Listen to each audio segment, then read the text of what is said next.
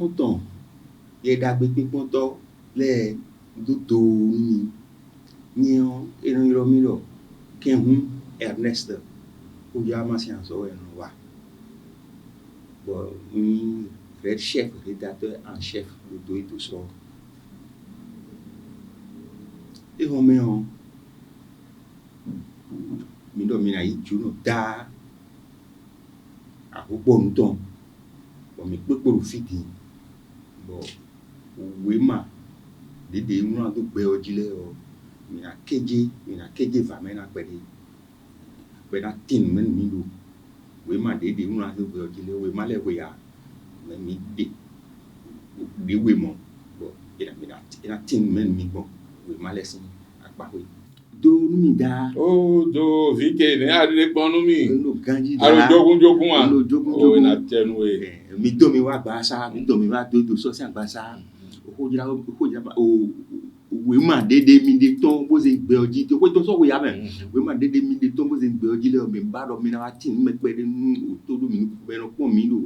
Ba bi gbogbo pon mo so mi na ti me pe de mi. Mi won la we ma.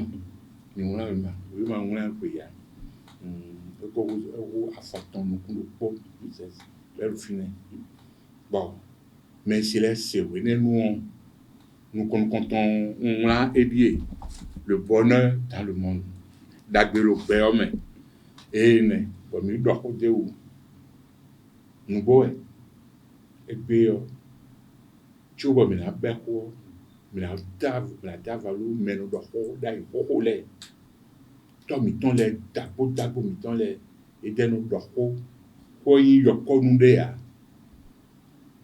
mina dɔ nu ye dɔ eye ne eni na mi gbe nu xo mina dɔ mɛ lo xo lɛ sewe lɛ yɔ ena se kodo oto amiɔmɛ ɔgbɔ bɛ ma tɔn si adisi mɛ o to amiɔ enu dɔ se tɔnu na enu dɔ se xo na dɔ la kui na. Nous de bon mais pour les coups d'or bon mais oui c'est dit au moins to e ma do mais et ne bon mi ka cambio minase bi fidio we ma e lo fidio we ya mi ka suru bisi ko na do egbe ya do le mi de sunu to me we ma de te ko mi na ke nu egbe yo mi na kendo le bonheur dans le monde. Et ouais, il nous comptons bon là, autant de nouveaux tombés, au bout de 2 semaines, bon fort. Bon, mais c'est ici donc, était un bonheur, était un grave le permet, mais de naton. Ouais, n'a pas clé on doit mêler, la bémiton, mais c'est le mignon, le bémiton, mais quand il ballot, sort. Et oh. A dona tumbide a tofia gosi a tofia koyo enéon mina dokodo le mystère de la vie nuelo yeme dokoro miton me bolo pe me bolo onion o ta sebo lisa edo beto nous n'avons pas de poteau les anani pour le premier bisete comme il peut voir mais quand on tourne et non mais là d'où de où Tommy ton le do nyewel di do ya mais les do gombo se we nwula et quand les ko do fi de onu me de ha be ko do fi ni akona do bible mi ton di et do na ton dako les do et le bible do ya oui, Jérusalem finit bien, mi te biko bon minamo onion oema bon kodo et tel que nous bible ouais a résumé au bible mais et minamo la Torah il compte Torah mais on keke de me chapitre de me pelu minamo la Veda nous de me pelu à moitié mi do na ber sifide tant dans Africa nous l'Afrique mais pelu we ma lo mi to na di o bi ka de to ti pe na bi de do ri na no hun di bo kon di mi no wa di o he lo di ko yi eniyan o ko ze o me maintenant Amen. Bon mi. Nti ade gbachiti. Édition Boulet 2013. 2013. Eblo ko na bidi. Oui, oui. Ahoro ko ni. Belo fi. Bon, nous no venu mi dele o bo mi no kutie o. Mi no ha we ma mi le no ha we ma mo yo vole no wa comme no abe comme no ha.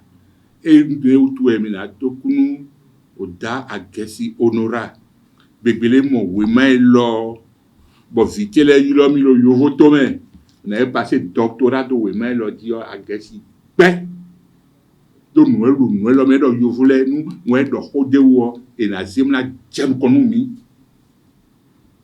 Mi me lo Afrika to me le mi si je union le no dogbon rovena simia e do ma se ko lisa yi wanu me wi le ku yo vole no bi se de me bo mi no jodo amanu vitwe yo anoke yo re ji gugu mi ahusu ji gugu lo Afrika fi nu bielo mi konfi bo mi no bi barelo o fi de vous e mi le avon un la do fi mi a o bi kenkle mi ka o tunu e lo ko mi ton legbe do ma wa se mi do o fi di nu mi na di ya o ya me gbede pon we vitwe yo a di vitwe mi na do over Sino over na ko cambio e lo kodo mi wo bo mi no jodo mu lo de fole ba we tout ça là ene we ma de fole lo fi no body mele tí o bá na wa gbẹmí nu àná yíyan lé no blogbon bo da mi tan le do mi mu la bi sese mi clé ni le bi mi ko blo bible ayi mi o blo bible ayi anayi da yiyan lo ene le bi un la do fi lo khole gbe sinu konu kon glele sinu konu kon atin le sa eno do o si do si zeme mlo chondo balita to wa pe ngbe yo enu note mlo un si mlo nu mlo khode do fi yo mo wayin one da yin one no mo bo mi yin wa nu mi de nu wele mi del peviro to pa do me yo bo so je khode ki yo Ghana do no se bon bien no fom na kizo mo de koko de bon Tommy ton le et non tete ko et non semaine la bien et na igle nous mais là semaine na igle nous mais c'est la solidarité agissante en Afrique noire. Qu'est-ce qu'on en a fait aujourd'hui? Et t'es misérable na ikpe en le bien nous na do nous l'aime bon besoulé de me besoulé me titengbe mi do zan le di ngbulo ji mi li mi africain le to nu ma me yo mi kun ba bran pe wa te mi ka do bran yin se do de mi jere di o pe ma wo to da ho mi ka mo ko je pe wa te mi do bran yin se me de ku ko mi wele la do nu e do mi le to mi ton le no do zakoku wa we ole polote nous secret de nous masi doa we na mi pe do ma won le kekelo we ma lo me pepe ti we dion ile di fi ti we dion nu anyi na do binu we e won ade me ma di fi yo e won ade me mercredi fi e won ade me lo vile bi se me en vie ta siento e no di le mi na do mardi kodo vendredi ko ti vile e no jobo agbana ito nu no blona ba vile no kwi titengbe tom ton le tumbono blo ene le bio mi jodo bodo amisa yu nu bo amisa ton nu gegede me catholique nu gegede me ma do ho mi bo amayi bade me asi era ho do we antun lo wa ewe unze évangile de Matthieu 5. Vous êtes le sel de la terre, vous êtes la lumière du monde. Quand le sel vient à perdre sa saveur, par quoi la lui rendra-t-on? Les vont être jetés aux pieds, foulés aux pieds des hommes. Vous êtes la lumière du monde. Une ville située sur une montagne est vue. Vous, allumez votre lampe, mettez-la sur la table pour que tout soit éclairé. Et tout ce que vous faites dans le bien, Dieu vous donne. C'est un grand chapitre. Et mon femme, nous aidons pelou, moyen, on est. Et ne, pour nous mino ha kon chan no do Bible de Dieu ouais de soi do ini le bio mi time pede to me le ton de Dieu la c'est to dit et c'est Bible da lo me bro sadi ouais yi ho ha nous la de me bro de dit mi kanu bu persuade ma do pede ni et donc la nature ne vend rien à crédit et n'achète rien à crédit. Ben nous saltons des ahoa. Ma ouais do perdon. Ma ouais non do ne bois do ma ouais zon ma aussi da atin ma ouais e da bo da do wa wi do mla ouais do oni di ti pon yon bi do we ma tonde. Comme là do khode oni. E no to wi no mi pon a o bloka kan wa do beni. Et donc il m'a brûlé le feu rouge, on va brûler le feu rouge comme et nous à l'accident non ma ouais on m'a aussi en so ouais. Ma aussi en so ouais mais elle est bien mi on l'a donné. À maman mais non yi ouais. Le fia tam ton les do. Nous à lui nous on à pour la oui ba dado son camion et nous ouais ouais. Ah mais qu'il est le fia, il sait pas blonde. Kokone. Do teutu mi diaro puno gelo bello me a vitile metile mi diaro puno gelo bello me a me hein le fine dion entité votu yewe awanjo mission de votu ya collègue ben me bien pour de votu bongo votu yewe awanjo la trilogie nous sommes dans une trilogie dès que le fine dit ouais tu m'as daro do titon bon nous na ki hawe ka bah il a mis le temps qu'il est au Bible mais d'ailleurs Bible et oh et ne les bien on l'a de mis hein donc nous on regarde ama hey nous ama le film atin le film atin intime et nous doit nous atin nous doit nous mais et ne les pire ni toi et ouais atinyo bonheur et bien atinyo ici ma wo taboli ça c'est mi domi atinyo ça ni ka ton valeur atiton hein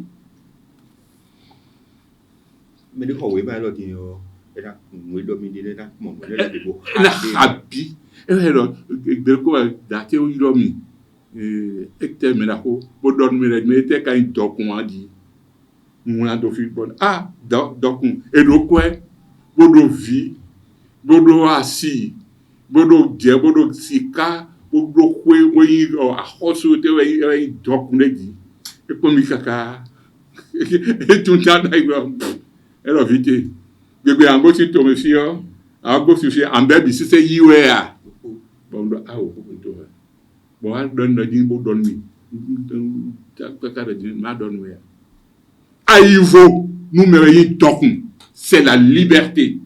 Si tu as perdu une seule minute de ta liberté, tu sauras ce que c'est que le bonheur. C'est ça. Avec une chose, qu'est-ce qu'on appelle ça? Il m'a détaillé ce que c'est. Pour quelqu'un maintenant qui veut acquérir ces romans, où est-ce qu'on peut les trouver? Je vais donner mon contact d'abord. Mon contact d'abord, il peut m'appeler et puis leur dire, mais je voulais même vous responsabiliser ici, que les gens puissent venir comme ils connaissent ici là, pour aussi leur donner, c'est notre héritage. Ces livres-là, oui. C'est notre héritage. C'est la connaissance, c'est notre héritage. Est-ce que vous voyez? Hein? Bon, je voulais dire non. Bon, mi fine, mi wandu et tout ça. Bon, mi no couvert, ni des soins sont le couvert. Militaire de soins sont le couvert. Vitile, ndonya, et donya mi le polo Paris. Bon, mais quand il y a un Rémi, il y a jamais au top de mes docteur d'accord quoi. Et quand on a de temps et temps beaucoup non ouais. Oui, là il faut les bonnes à do fa konouye. Bon, donc, il dit, ah, Rémi, mais tu es chrétien? Moi, je suis chrétien, je ne connais pas de ça. Donc, il y a... Les gouvernements, Les carottes, il y a des boulots, on connaît nous. Donc, bon, je voulais décourager, mais la cambio de mille, je veux que de me pour mais ma aussi que ça et ni wanaku mais piadi mais à nous ou les mais dit il m'a hésité de mais je voulais donc ben il était comme dit j'ai eu honte et le était ouais mais ma wo enna mi te nu bi o ko si vo we o ji we o zunkan we o nu bi était na yelo yo voto me dit nti lo il est ton d'agnon dago et ton les d'agnon et non oublié de nous c'est cannibale en Europe ben non on sogle we non mais moi o a vivre national oyebi e kuno donu be kuno gbedeo et ton de abo fiel di hogudo mi tonu e no wu mi to ka do ayi hecto di boy do me gen awi kwezi bueno jimba mi do fecha mi no wi kan no do be ho e je ni o 16 heures kaka gan na ko mi no de nton tonu we mi no wa o vision gogo tonu we mi no wa tonu gogo tonu we mi no wa o vision gogo bogli bon mi na do we kaka e de si blo mo lo Paris fi ya ni si blo mo pe si blo mo ndo yo do wa so ko ye di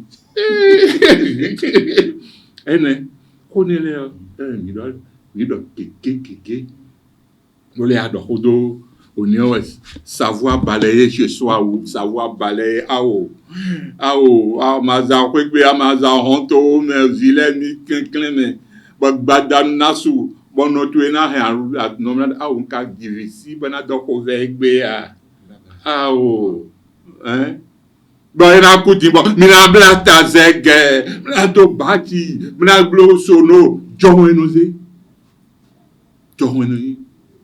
donc mi di kuno ene mi la ha mina tun to me to no ku be no sa hwe oduwa nu an se ku ya se blona anamo antun pere ya en do monu mi en do mi le yen do wa me be o ko de ho da ni e do na blo to me to si kutodo no me to si kutodo bo to me to kano yo me be no sabogbe ya vile to to na yo ba sabogbe ya gbogbo te nja peli me dano yo be no dana do no ba da do nja nsio we no do ayi plan no go na now we flan we to me to no me to no me be no do nja bo aka do nja bo ikaka le ko bo wa ekulo sanme be ko jadi di gbe ne ando gbon abu we do ha we di dai o me we we do ha we di bi ta je we do ha we di ko dai me non si l'air mon bleu mi e dion bo mi lo pi plein de roya mi ko suni wayi ene male do mi le mo do we ma gege me do mi me gbeto le wa gbe o mi no ku gbede le gbeto no ku wa ma di do mi ye gbeto no ku wa ta gbeto no ku wa o gbeto tan ku gbeto ku o to yin to na ku gbeto mi la ko do mi ya agbaza we no agbazawe no yi agba no pe agbazawe mori e mo beno zedo fe no zedo lidon to ye eno ku pidi bon le don ko do ko me mo da wa pe be ho ko pla so ko wa ma lidon lidon do ko eno mo le kanu mo egbon adona blo nu ayi we no wa nu ando disposition de l'homme disposition spirituelle de l'homme pa tu na blo no yi to mi ton le nu e jan wa kun pe o disposition e no mo ko gbe pe o no ye ton ou bien à ce temps, maintenant dans nous, c'est spécial, ouais. Maintenant, spécial, ouais. Prenez nous temps. Et nous, les gens respectent les lois, les préceptes, les règles. Tu restes dans un état, si tu es donné, tu peux parler avec des âmes. Les âmes. C'est ça, je comprends bien. C'est ça. C'est pas que je lève pour dire que je parle aux âmes et tout ça, là, non. Jamais. Non, jamais. Hein? Et tout ça, il est bon de le dire. Aujourd'hui, je ne fais pas la politique, hein, mais quand la politique me fait, ce qu'on voit, il faut le dire.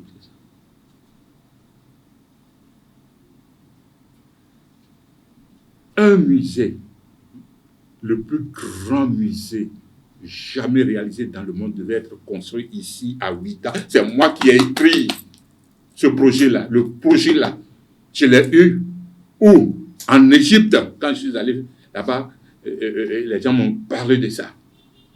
À cause du savoir du Dahomey. Et c'est bien que... Qu'est-ce qui est devenu ce projet? Ce projet est devenu quoi?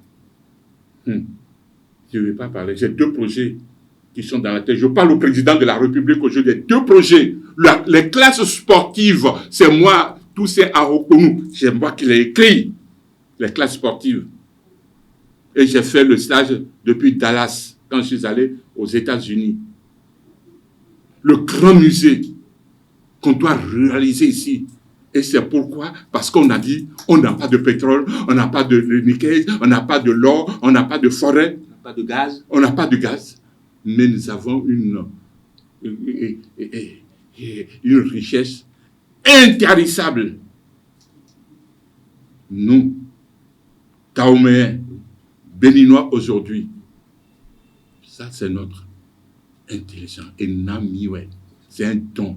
Et pour matérialiser ça, c'est ça le président de la République est en train de faire aujourd'hui. C'est ça. On doit le soutenir ce projet, parce que tout le monde veut venir voir le Bénin.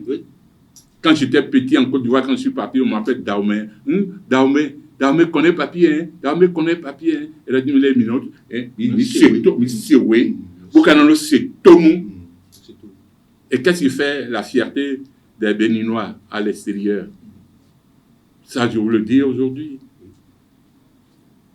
Parce que nous avons reçu une éducation. Hein? Le respect de la hiérarchie. Ah oui, c'est ça, là, nous l'avons ici. Nous l'avons ici.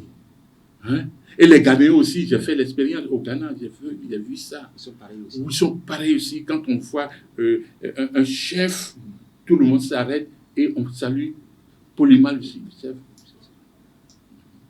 Et dans le livre, vous allez voir, dans le Vaudou, dans le livre, j'ai parlé de la trilogie. Oui, trilogie. La trilogie. Mao, Sebo, Lisa. Atoma Cléazan, no Hen, no Bédéa. Mao, Sebo, Lisa. Oui, Mao, Sebo, Lisa. Mao, Tone, Sebo, Vione, Lisa, c'est l'esprit. Et Tom, il tourne autour. Avant la colonisation. Et la trilogie est dans le monde. Et encore quoi? Pour les soutenir, pour qu'ils restent dans le monde, ils se sont appuyés sur le Fa, Vaudou et Bo, trilogie. Trilogie encore. Encore, on le voit encore. Et je l'ai développé. Le Vaudou, c'est une entité. Hein? Et si on n'appelle pas ça fétiche, le fétiche, c'est ce qui sent mauvais, j'ai développé ici. Et nos valeurs, là, et notre imaginaire, notre entité, l'entité, là, ne sent pas. Du tout pas. C'est une entité vivante. Oui. Hein? Il faudrait que les gens se lèvent. Hein? Aujourd'hui, j'ai une pensée pour le grand professeur Jean Pliat. Il a fait ce qu'il pouvait faire à son âme. Hein?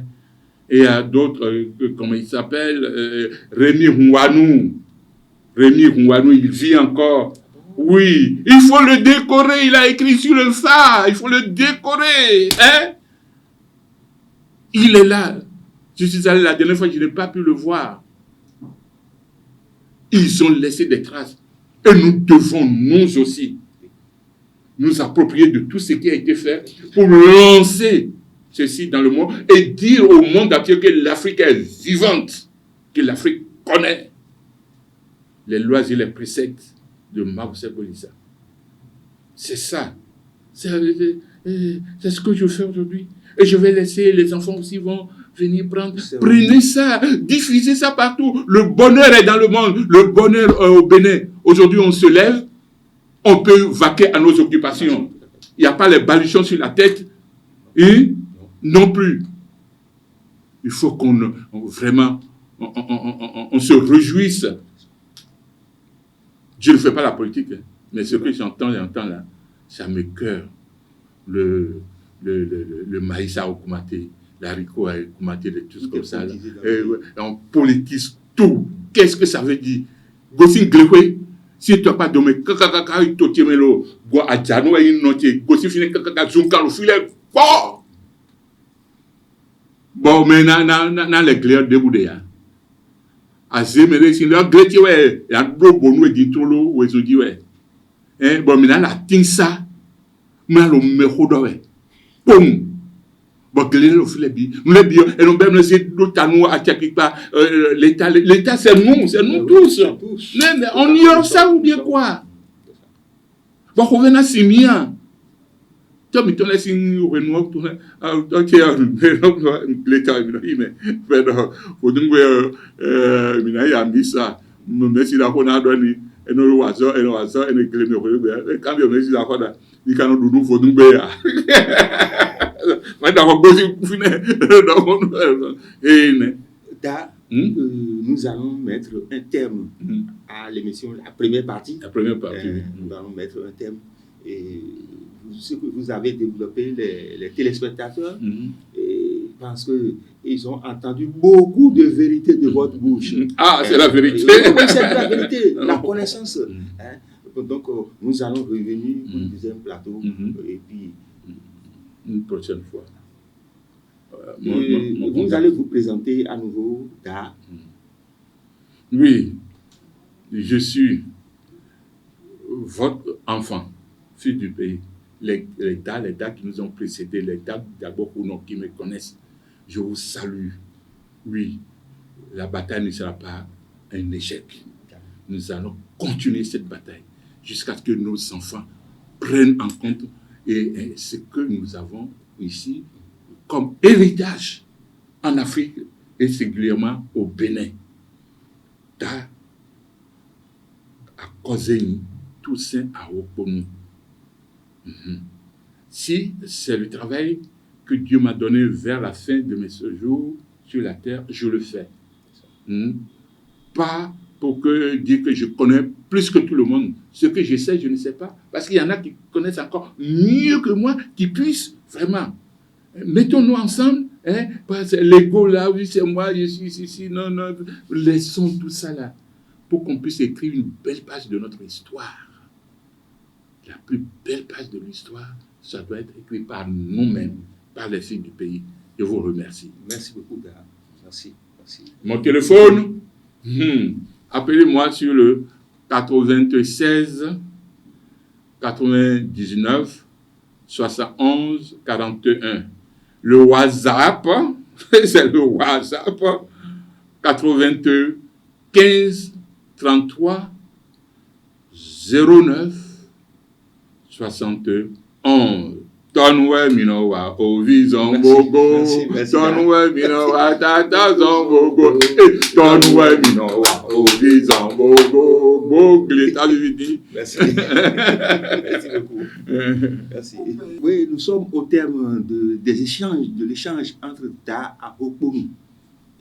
Et Da Oponou, il est tout à la fois. Il a été arbitre international de la FIFA. S'il vous plaît. Il a été, c'est pas à Côte d'Ivoire, s'il vous plaît. C'est un chercheur socio-anthropologue. Il est poète. Il est tout. Oui. Maintenant, nous venons de suivre une partie de l'échange que nous avons eu avec lui. Il reste encore une seconde partie. et nous allons tout faire pour que Da livre toutes ses connaissances. Il est une bourrée de secrets. Donc, merci beaucoup, amis téléspectateurs, et à bientôt.